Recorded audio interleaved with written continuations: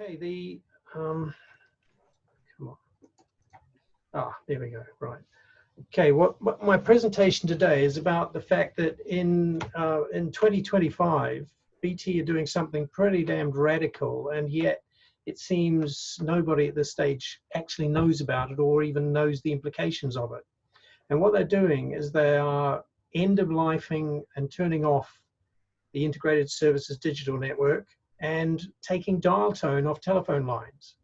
So that's pretty radical. So what does it mean at that stage in terms of how we are going to be able to make a phone call and what we're going to need in our business as a phone system? So that's what this presentation is about. The first thing, just to give you a bit of history, the integrated service digital network is something that was introduced by BT way back in 1986. Now, it brought in a lot of things that we now take for granted, but at that stage, all people were doing was calling on a telephone line with a rotary dial phone, and the telephone line would carry a voice, and that was it. There was nothing else.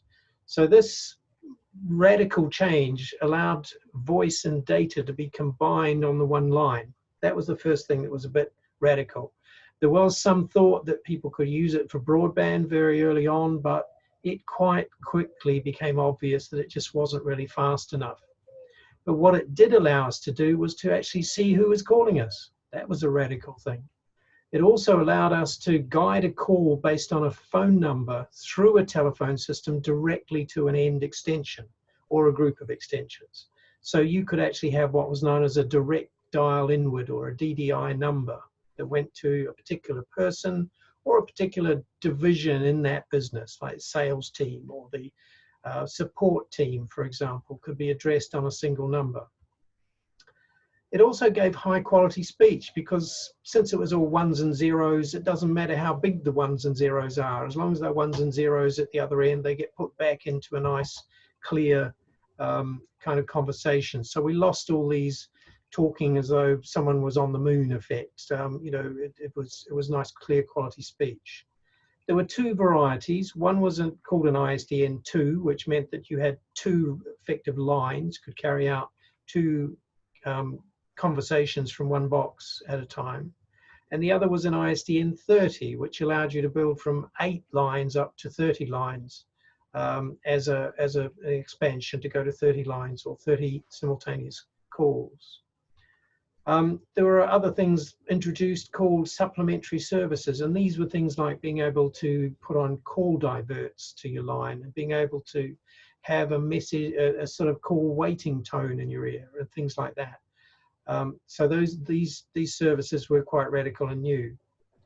And it was designed to work with business telephony systems because prior to that, as I said, the only thing you could do was to make a call on a line, which people wanted more than that to be able to deal with. So the problems we have with it, or the issues with it, were the slow data speed. 64 kilobits of data just does not get you internet. There's no way. And that was quite quickly apparent.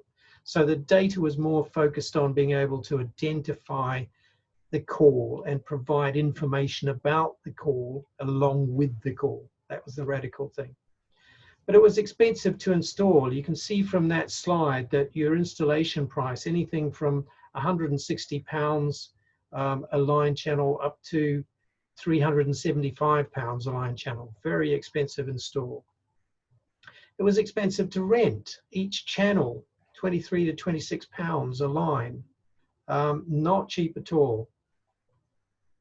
There was also a limitation on geographic numbers. If you were in Colchester and you had an 01 sort of 206 number, you know, that was all the numbers you're going to get. You're not going to be able to sort of create something that made it look like you had an 01473 Ipswich office, for example. There were long lead times for connections. Typically they would advertise a month, but I had one particular client over the other side of Braintree. We waited 6 months to get an ISDN line into their property. And after all that, you've got your phone lines in, but you still need something extra to get your broadband into the business. So there was that is always going to be an add-on.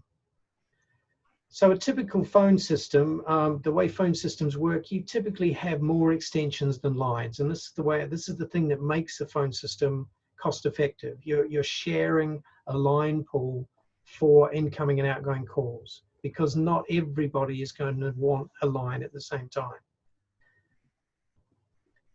You can make internal and external calls. So in a bigger business where people are physically located across a site, it makes sense to sort of have the ability to internal call as well as make those outside lines. It introduced things like call queues and ring groups. So you could have incoming calls managed in a way that just meant that callers weren't listening to a ring tone as the call progressed. And you could also have, to a limited extent, voicemail. And I say limited extent because the older ISDN systems had to have cards put in the boxes that would give a certain number of voicemail channels. So you had to choose which key extensions had voicemail and which perhaps didn't need it. And as I said, with all that, you still needed broadband as an extra, as an add-on, even though you had this major cost of services that you were paying for. So what are we replacing it with? We're replacing it with something called Voice over Internet Protocol that you'll often see termed as VoIP, VoIP. VoIP uses a language, if you like, a protocol that is called Session Initiation Protocol. Same as websites use HTML, voice uses SIP, SIP. So I'm just saying that because you'll know what I'm talking about as we go along a little further in this. It's very cheap to install because if you've got a broadband service, this service appears as a virtual channel within your broadband. You don't need another line to get a connection for a phone call. It's cheap rental, and I'll show you the pricing shortly.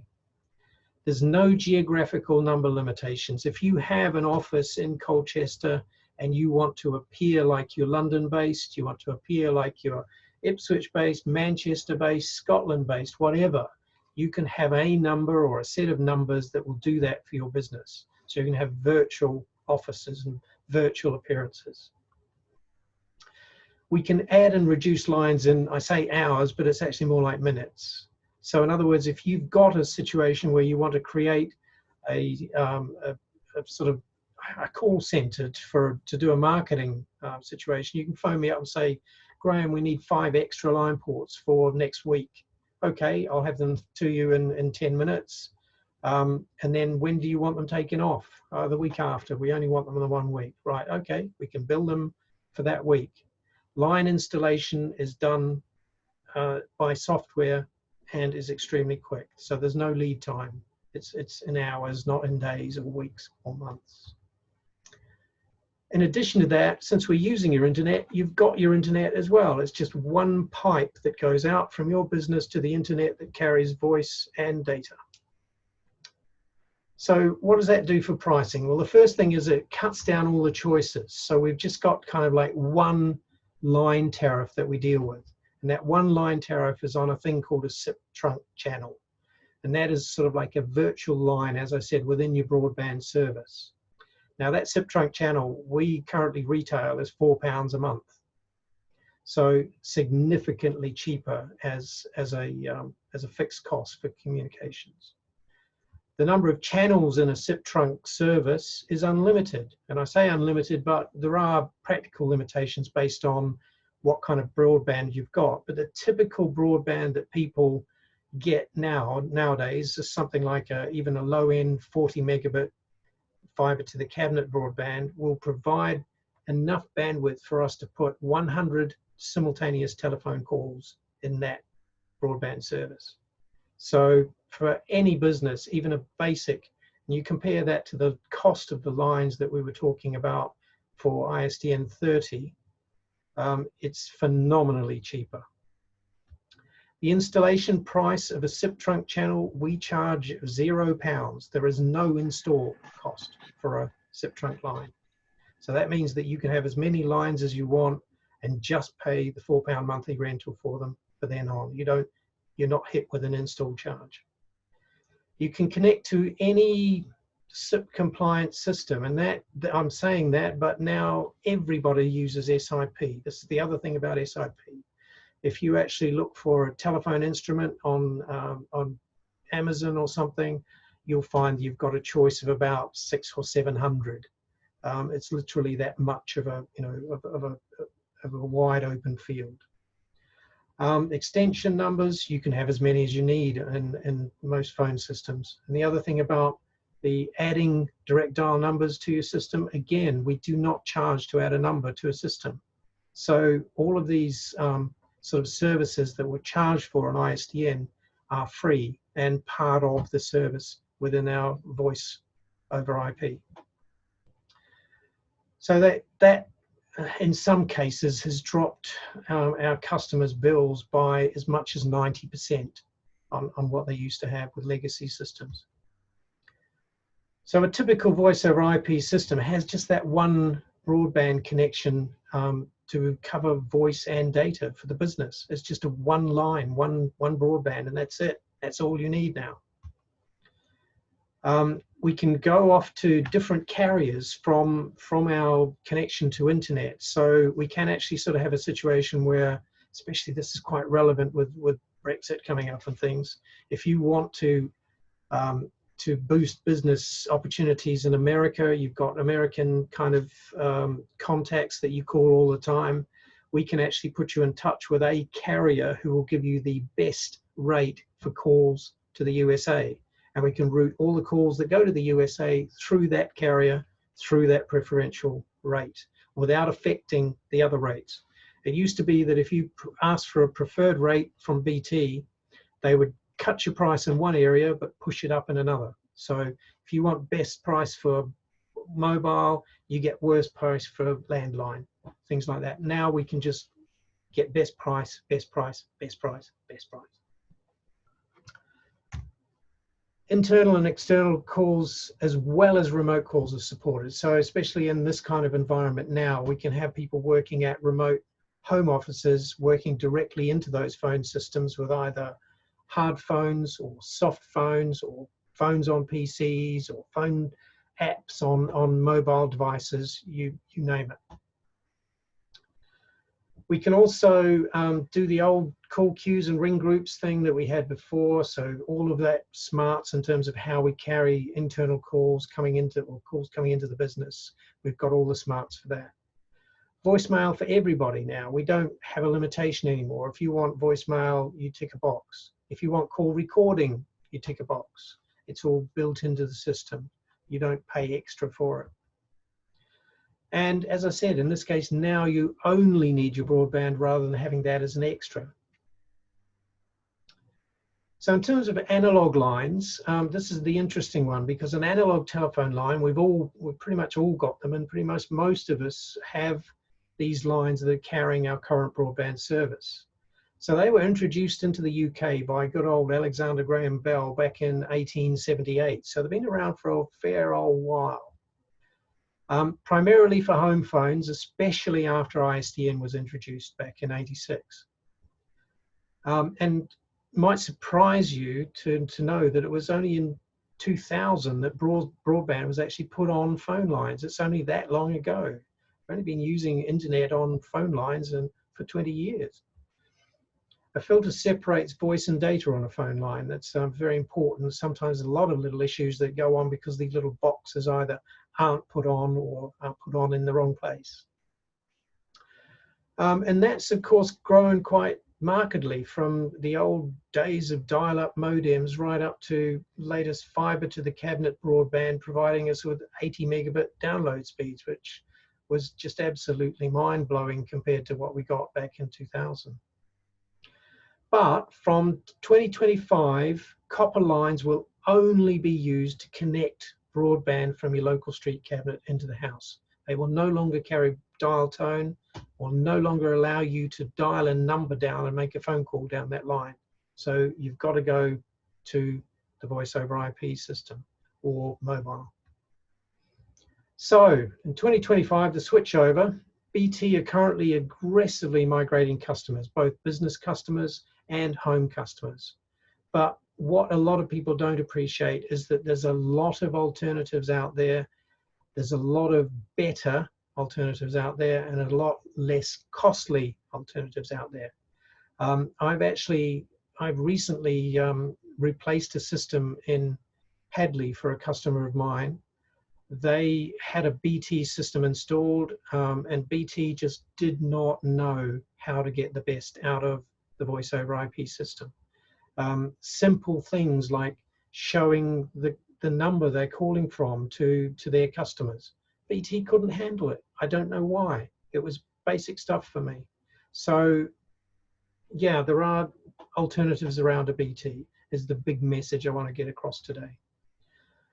Private homes will probably go mobile, but private homes all have broadband, so it's very easy to get VoIP handsets in there to replicate cordless handsets, desk kind of phones, etc., if they're more used to that and would rather have something like that. There'll be an increasing number of options available for broadband by phone line, by Wi-Fi, and by direct fiber. So there's some aggressive pricing coming in, some new players coming into the market. All that will happen quite quickly. And the interesting thing about putting phones onto broadband is that a phone takes a very, very small amount of your broadband bandwidth. So if you actually want to put a phone on it, you're not impacting on what your download speeds are on your broadband very much at all. The other thing, as I've said, is businesses will be able to reduce communication costs significantly, and that's because we'll be able to take this sort of 23, 24 pounds a line down to 4. Again, I recently had a customer in Sudbury that was paying in excess of £300 a month before they even made a phone call, and that was based on their cost of their leasing of the equipment, their leasing of the lines, all sorts of stuff. I changed their monthly cost. They actually bought a system from me for less than what it would have cost them in a year to actually rent their old one. They bought the system from me, and now they're paying £12 a month. Call cost to local, mobile, and international numbers much, much more competitive. I think BT's published rate for a straightforward call on a UK line to another UK number is still around 6 to 7p a minute. Ours is 1.3 pence a minute. I can call my mother in New Zealand for less than 2.5p a minute. So what I'm looking for is a business that's still using ISDN lines. How do you know what they are? Well, you look for those little grey boxes on the wall around their telephone system. If you get an opportunity to look in that back room, have a look for those grey ISDN boxes, and if they've got a green light on them that shows that they're operational, I definitely want to know, because that shows that the green line shows the ISDN line is still attached and operational. They don't have to wait to 2025 to get the advantage, because if we upgrade them right now, we can give them cost savings from tomorrow. It's simple as that. There's no need to wait. So that's it, really. That's my presentation. And I think, yeah, that was what we're going to do. Is we're going to sort of do our one-to-one rounds next, and then think about that and come back for a general session to where you can fire all sorts of questions at me and ask me more about it. So I hope you found that interesting. Ian. We've got here, I mean, obviously I'm sitting in the cabin in the garden, which is my office. And I mean, you've helped us get the broadband working properly. We've got fibre to the home that's provided by County Broadband.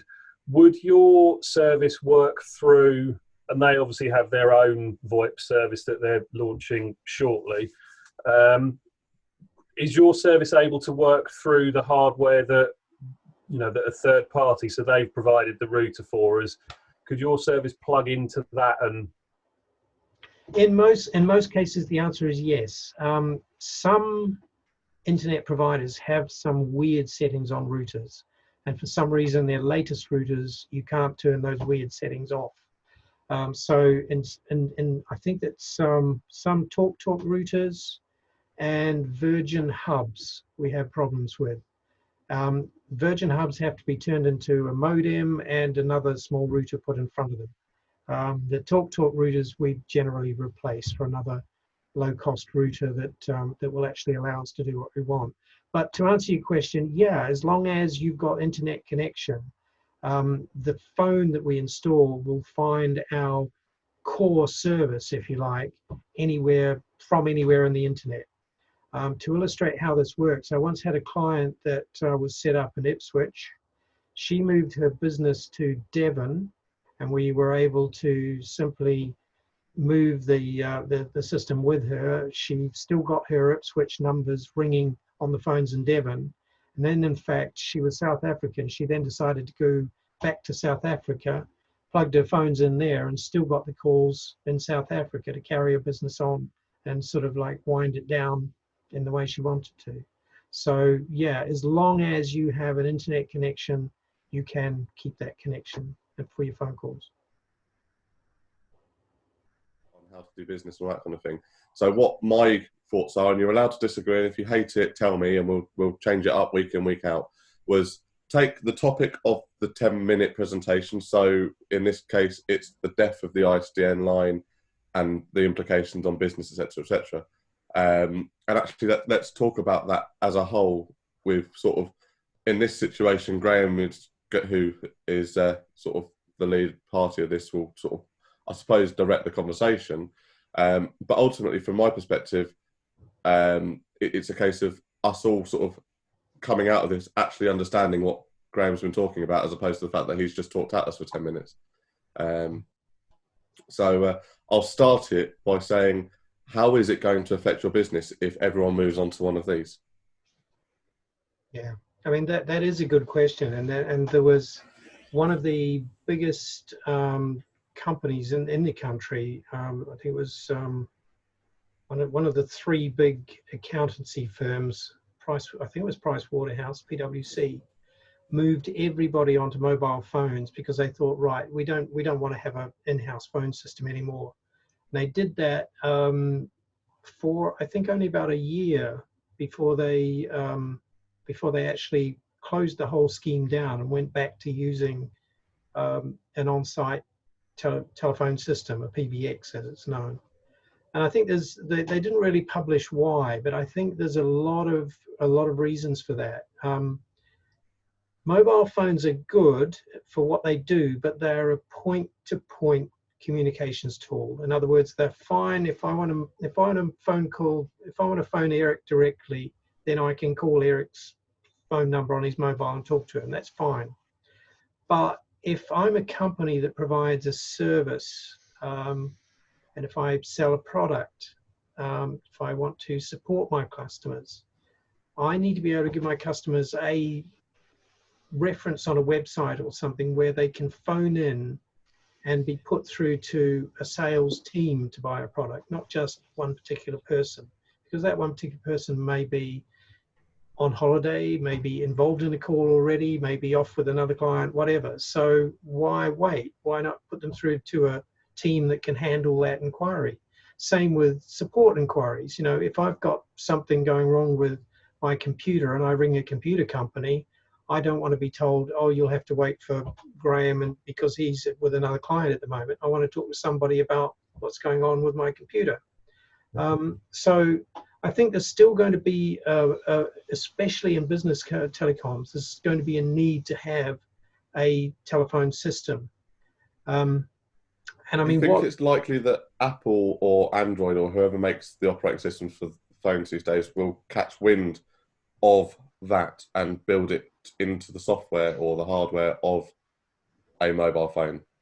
Well, they could do, but then the thing is that it's already happening. Like, for example, I sell two telephone systems, one by a company called 3CX, and there is their telephone application on my mobile, and the other is by a company called Yaystar, and there is their telephone application on my mobile. So in fact, my mobile phone is actually three phones in one.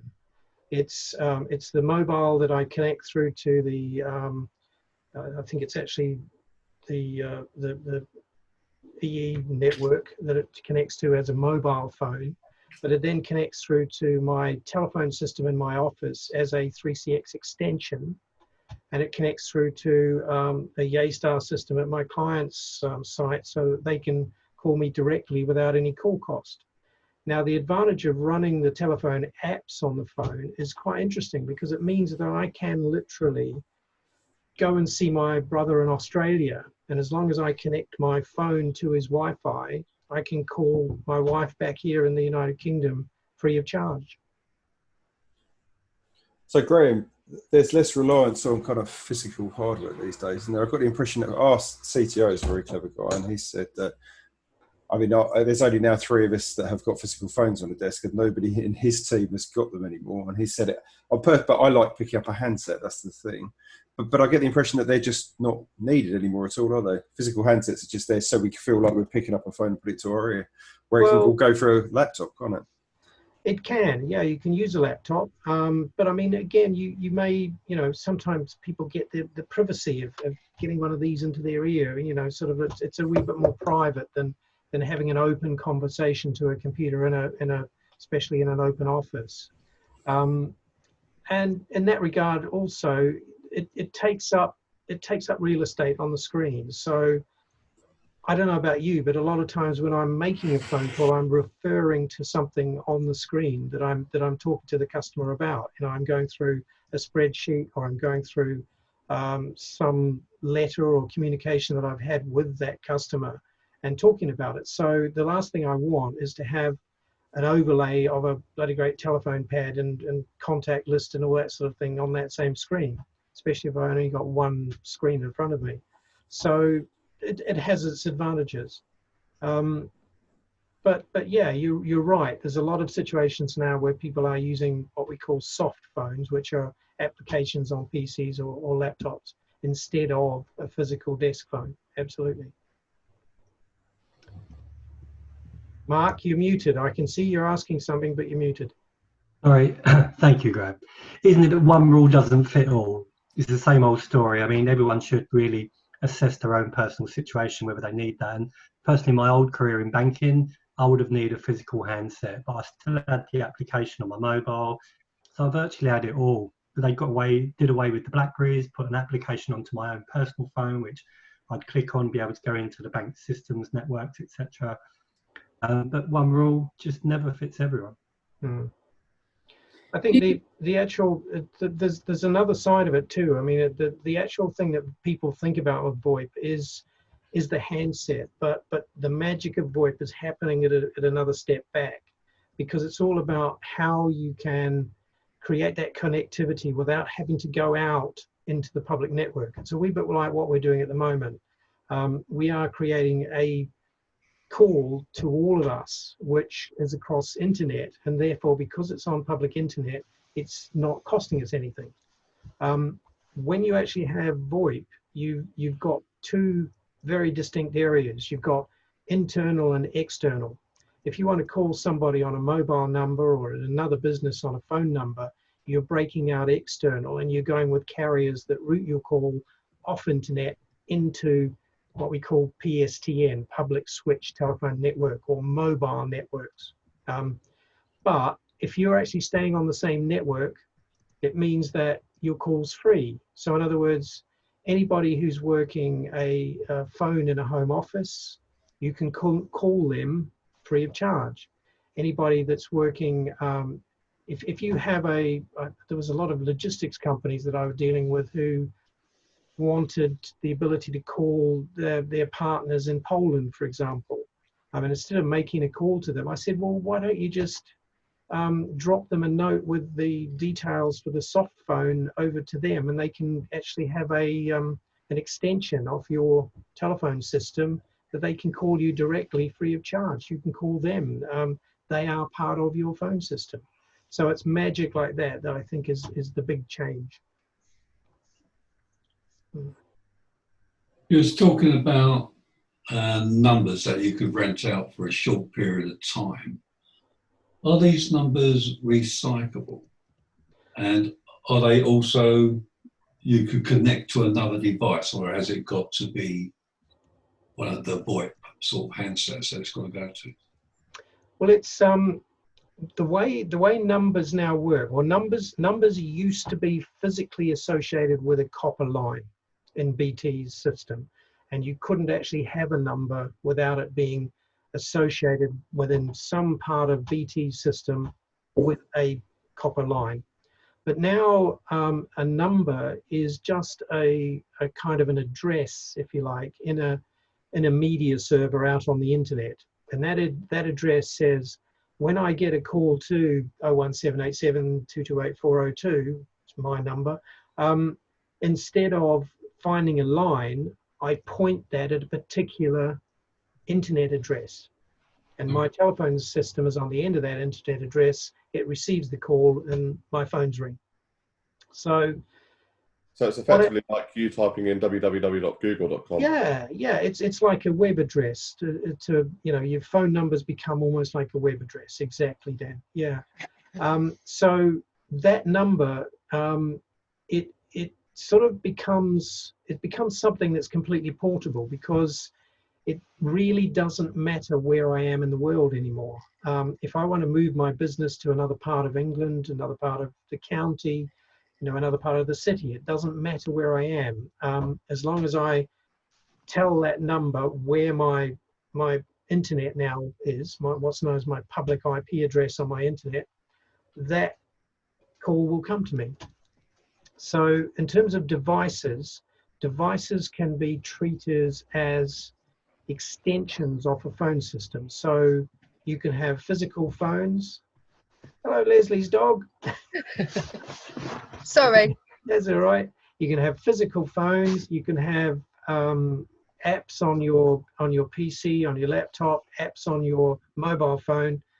Those get treated as extensions. And what we then do is we say that when these calls come into these particular numbers, we allocate a route to either an extension or a group of extensions to make phones ring.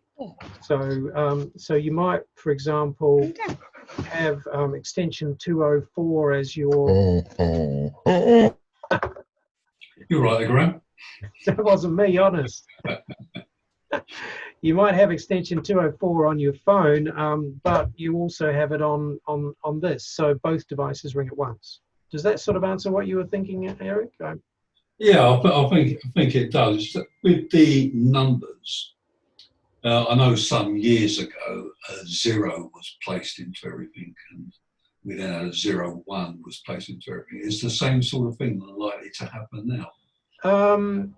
Probably. I think there's enough numbers now around to cope. Like, for example, the big area around, or the local one that sort of most famous is the London area. The London area, I think they invented the 0203 as an additional set of numbers that could be used for voice over IP sort of using. So if we set up a company on a London number now, it's an 0203 number.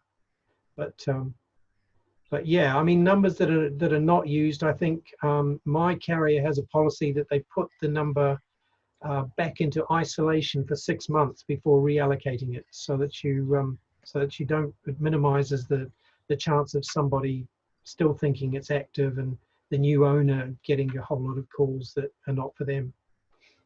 So about 6 months before it's recycled again. Yeah. Thank you. Graham, on the VoIP system, do you actually have to change the phones that you use? They are different from standard home phones at the moment, yes. However, there is a small box, literally about that big, called an analog terminal adapter, which is capable of turning a current, what we term as a POT, a plain old telephone, into a VoIP device. It's possible to do that, but at the end of the day, it costs almost the same to put a voice telephone in as it does to put one of these little boxes in. So you may as well go for the new phone.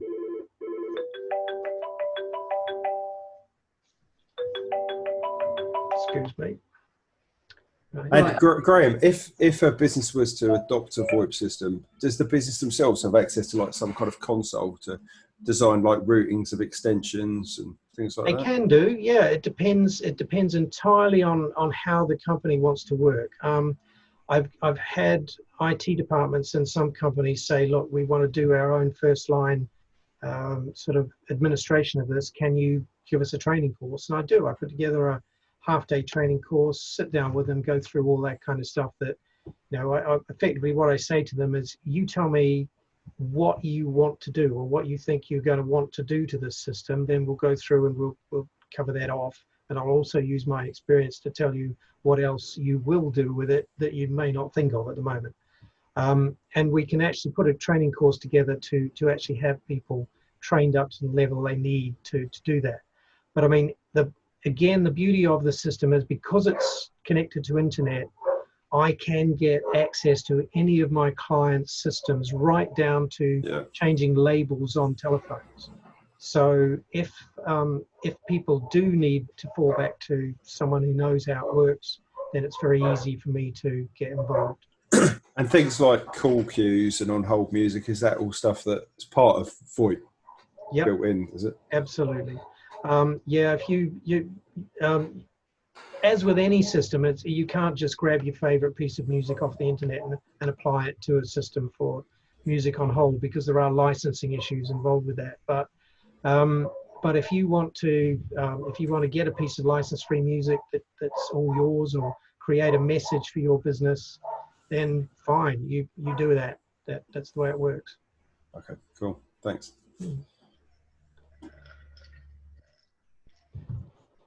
Okay. Anything else, folks?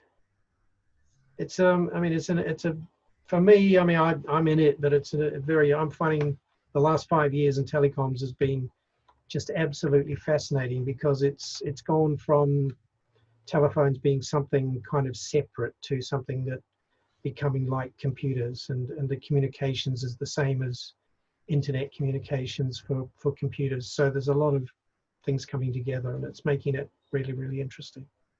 But yeah, any questions you have, by all means, fire them at me. And I always do a free of charge consultation with any prospective clients. So if they need to know anything about it, how they can get advantages out of this, I'd be more than happy to have a chat, because there are some big cost savings that people can take advantage of.